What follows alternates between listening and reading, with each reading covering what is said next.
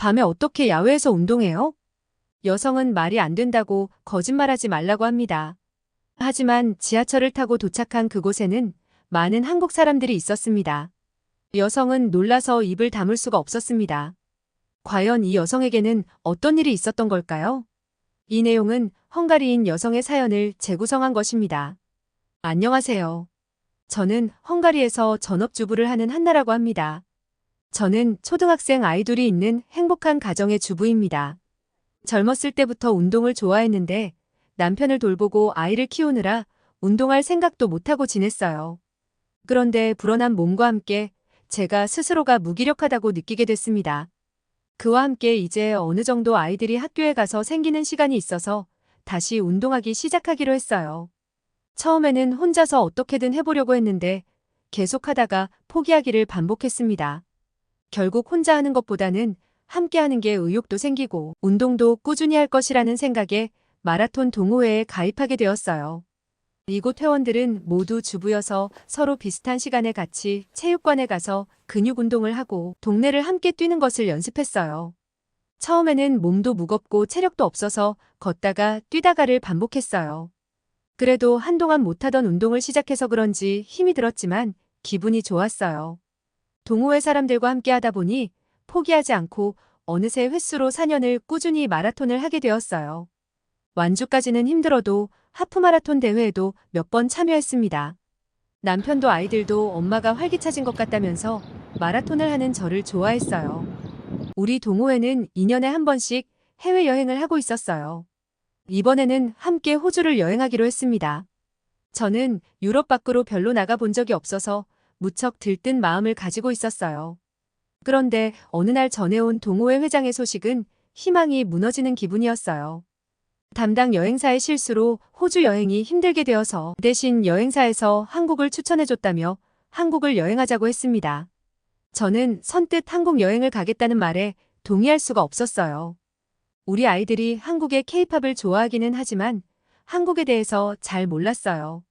한국이라면 그냥 아시아에 있고 일본이나 중국보다 못 사는 나라라고 생각이 들었거든요.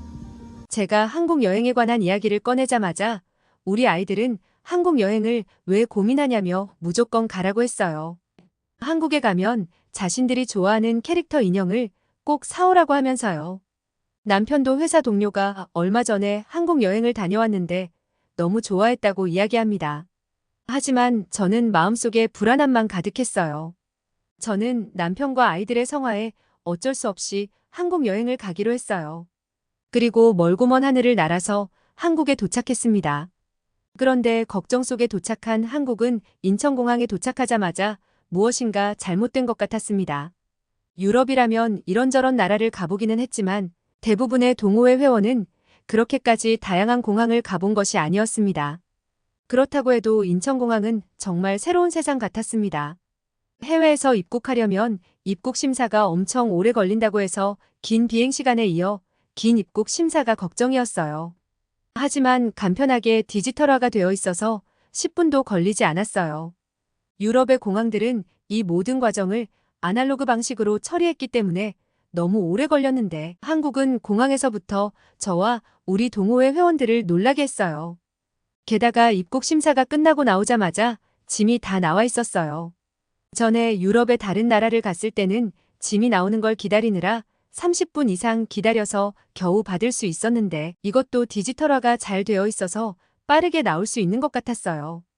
우리는 짐을 찾아서 밖으로 나왔는데 한국인 가이드가 우리를 맞이해 주었어요.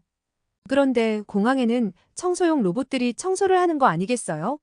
영화에서 나오는 환상 같은 건 줄 알았더니 실제로 이렇게 공항에 청소용 로봇이 있다는 사실에 저는 깜짝 놀랐어요. 게다가 공항 안내를 도와주는 로봇까지 있어서 이곳은 미래 세계에 온 걸까 하는 생각까지 하게 되었어요. 우리는 지하철을 타기 위해 공항의 지하로 내려갔어요. 놀랍게도 공항에서 지하철까지 바로 이어져 있었어요.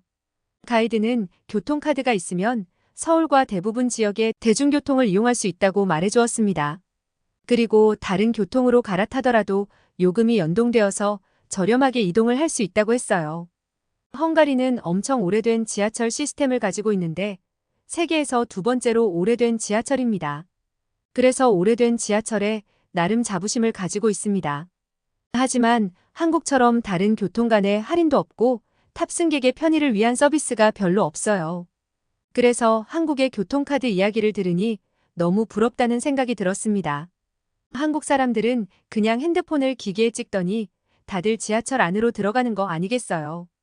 헝가리도 교통 어플이 있고 교통카드도 있지만 티켓을 많이 사용하기 때문에 한국 지하철은 개찰구마저 미래의 모습처럼 보였습니다. 우리는 신기한 기분을 느끼며 한 명씩 교통카드를 찍고 지하철역으로 들어갔습니다. 에스컬레이터를 타고 지하철역으로 내려간 우리는 다시 한번 깜짝 놀라게 됐습니다. 역에는 놀랍게도 스크린도어가 있었습니다. 유럽의 어느 나라를 가도 이렇게 스크린도어가 있는 건 본 적이 없어요. 고객들의 안전을 보호할 뿐만 아니라 누군가 열차로 뛰어들어서 불상사가 일어날 일도 없었어요. 굉장히 안전해 보여서 한국의 안전을 위한 노력에 놀랐습니다. 한국 지하철에 대해 놀라움은 이뿐만이 아니었어요. 열차는 모니터에 쓰여있는 시간에 정확하게 도착했어요. 지하철을 탔는데 정말 좌석은 깔끔했고 바닥에 떨어져 있는 쓰레기도 없이 깨끗했어요. 지하철이 더러운 곳이 많았던 유럽의 여러 지하철과 확실히 비교되었습니다. 우리는 핸드폰의 지도 앱에서 검색했던 시간과 정확하게 같은 시간이 걸려서 숙소가 있는 역에 도착하였습니다. 우리는 빠르고 정확한 한국의 교통 인프라에 놀랐어요. 헝가리에서는 예상 도착 시간이 별로 의미가 없었는데 한국은 정말 정확했습니다. 한국은 정말 좋은 나라네요. 우리는 마라톤 동호회이기 때문에 여행을 와서도 그 나라의 러닝 코스에서 달려보고 있었습니다. 그래서 가이드에게 우리가 갈 만한 달리기 코스가 있는지 물어봤어요. 그러자 가이드는 한강공원을 이야기했어요. 한강 옆으로 산책하거나 달리는 사람들을 위해서 코스가 잘 조성되어 있다고 했습니다. 그런데 시간이 이미 어두워지기 시작해서 이미 너무 늦은 것 같다고 말했어요. 그랬더니 한국인 가이드분은 아니라고 한국의 산책로들은 밤늦은 시간까지 괜찮다고 말했어요. 우리는 거짓말이라며 세상에 그런 곳이 어디 있느냐고 했습니다. 가이드분은 웃으면서 그런 안전한 곳이 한국이라며 꼭 한번 가보라고 말했어요. 그래서 우리는 지하철을 타고 한강공원에 갔습니다. 한강공원의 모습은 정말 놀라웠어요. 강은 무척 깨끗했고 한강공원도 무척 잘 조성되어 있었습니다. 공원 안에는 각종 운동기구뿐만 아니라 테니스장, 스쿼시장 등 온갖 운동을 할 수 있는 곳이 마련되어 있었어요. 이런 늦은 저녁에 조깅을 해보는 건 처음이라서 걱정했는데 이미 많은 사람이 있었습니다. 거기에 공원은 밝은 조명이 곳곳에 설치되어 있었고 중간중간 CCTV까지 있어서 더욱 안전해 보였습니다. 놀라운 것은 조깅을 하는 사람들과 헬스를 하는 사람들이 공원에 많아서 한국 사람들이 건강관리를 열심히 한다는 것을 느낄 수 있었습니다. 우리는 공원에서 조깅을 하면서 주변을 둘러보았는데 한강공원은 무척 깨끗했습니다. 다른 나라였으면 공원에 쓰레기가 가득할 텐데 한국은 그런 걸 볼 수가 없었어요. 그리고 아무렇지 않게 젊은 여성들이 운동하고 있었어요. 유럽에서 흔히 볼 수 없는 모습에 한국이 정말 안전하다는 생각이 들었습니다. 그리고 동시에 한국의 안전이 너무 부러웠습니다. 헝가리에서는 새벽이나 늦은 시간에 여자 혼자 조깅을 한다는 건 있을 수도 없는 일이거든요. 그래서 우리는 대부분 큰 체육관의 트랙을 돈을 주고 빌려서 연습하고는 했거든요. 이렇게 맑은 공기를 마시면서 야외에서 마음껏 달릴 수 있다는 것은 정말 큰 행운이라고 할 수 있습니다. 저는 너무 신이 나서 한강공원의 모습을 사진으로 찍어서 가족들에게 전송했어요. 우리 아이들은 제 사진을 보더니 자기도 다음에 한국 여행에 데려가 달라고 했어요. 한국에 대한 우려가 많이 있었지만 우리 동호회 사람들은 정말 한국 여행을 즐기게 되었어요. 우리는 서울을 떠나서 속초라는 바닷가가 있는 곳으로 일정이 짜여 있었습니다. 서울에서 3시간만 가면 되는 가까운 곳이고 아름다운 관광도시라고 했어요. 그래서 고속버스를 타러 갔어요. 버스 터미널은 지하철에서 내리자마자 붙어 있었어요. 한국은 참 교통 인프라가 편리하다고 느꼈어요. 버스터미널 안에서 표를 끊으러 갔는데 가이드는 어떤 기계 앞으로 가서 몇 번 터치하더니 우리의 표를 끊었다고 했어요. 그래서 우리는 티켓을 언제 주려나 기다리는데 아무리 기다려도 종이 티켓을 안 주는 겁니다. 그래서 왜 표를 안 주냐고 하자 가이드는 웃으면서 한국은 더 이상 종이 티켓을 사용하지 않는다는 것입니다. 그리고 자신이 각자의 휴대폰으로 QR코드를 보내줬으니 확인하라는 것입니다. 저는 제 휴대폰을 보니 QR코드가 와 있는 것이에요. 한국의 첨단 기술에 너무 놀라서 얼굴이 빨개졌습니다. 고속버스를 탈 때도 운전기사님은 우리 표를 확인하지 않고 QR코드를 찍으면서 들어갔어요. 너무 편리한 시스템에 놀라서 우리는 서로의 얼굴만 바라봤어요. 이런 최신 기술을 가진 한국이란 나라에 계속 놀라게 되는 일뿐이네요. 고속버스를 타고 한강을 가로질러서 고속도로로 들어섰어요. 한국은 정말 높은 건물들이 가득한 첨단 도시였습니다. 버스가 빠른 속도로 달렸고 저는 잠이 들었어요. 그런데 제 옆에 있는 마리아가 저를 깨웠어요. 무슨 일이지 하면서 눈을 떴는데 창밖에는 각종 쇼핑몰과 음식점, 그리고 주유소가 보였어요. 갑자기 운전기사님이 버스에서 내리는 모습을 보고선 이게 무슨 일이지 어리둥절했어요. 한국 가이드분이 오시더니 여기가 고속도로 휴게소라고 했습니다. 저와 우리 동호회 회원들은 버스에서 내려서 눈으로 보고도 믿을 수 없는 장면에 경악했어요. 휴게소 안에는 식당은 물론 쇼핑몰이 있었고 심지어 개를 데리고 산책을 할 수 있는 산책로까지 있었어요. 게다가 피곤한 운전자를 위한 캡슐 호텔까지 있었습니다. 주차장에는 비싸 보이는 차와 대형 버스까지 있었고 모두 차에서 내려서 휴게소에 들어가서 쉬고 있었어요. 유럽이었다면 누구 한 명은 차에 남아서 차를 지키지 않으면 안 되었어요. 만일 차 안에 소지품이라도 놓고 내렸다가는 창문을 깨고 물건을 훔쳐가는 일이 허다해서 절대 소지품을 가지고 내리라고 신신당부합니다. 그런데 한국은 차 안에는 소지품들이 보이게 놓여 있는데도 누구도 도둑질하지 않았어요. 한국의 치안과 사람들의 도덕적인 모습은 정말 인상 깊었습니다. 우리는 너무 기분 좋게 카페로 가서 커피 한 잔과 호두과자라는 걸 먹었는데 진짜 맛있었고 커피랑 잘 어울렸어요.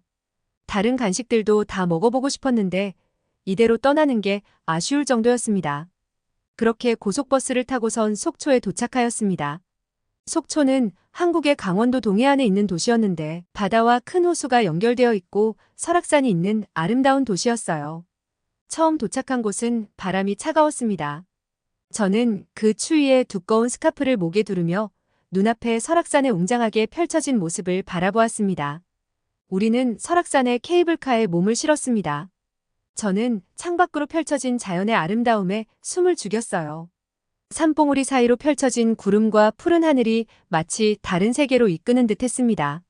산의 정상에 도착하자 동해바다가 내려다 보이는 절벽에 서서 잠시 모든 것을 잊을 수 있었습니다. 저와 우리 동호회 회원들은 자신도 모르게 탄성을 질렀어요.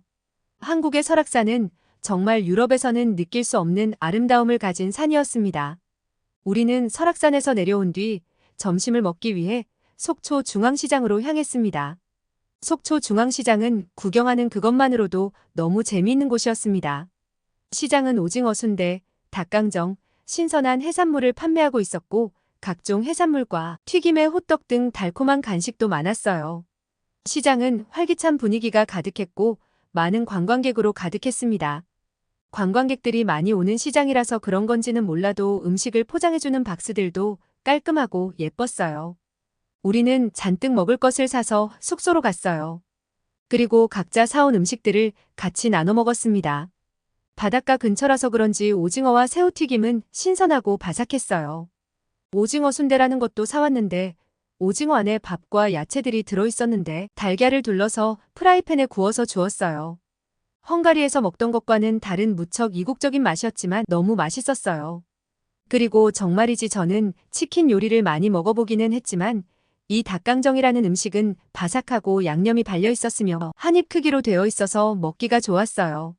매콤하면서도 달짝지근해서 중독성이 느껴졌고 바삭하기까지 해서 너무 좋아서 헝가리에 싸가서 우리 가족들에게도 맛보게 해주고 싶어질 정도였어요. 식사 후에 오후는 청초호와 속초 해수욕장을 구경했습니다. 청초호의 잔잔한 물결을 바라보고 있자니 마음이 평온해졌어요. 해수욕장의 모래사장을 걸으며 한국의 자연이 정말 아름답다는 생각이 들었어요. 해수욕장이 보이는 카페로 들어가서 음료를 마시면서 앉아있자니 한국에 오길 너무 잘했다는 생각이 들었습니다. 아름다운 한국의 모습을 열심히 사진으로 찍으며 다음에는 꼭 우리 가족들과 함께 한국을 오고 싶어졌어요. 저의 한국에서의 경험담은 여기까지입니다.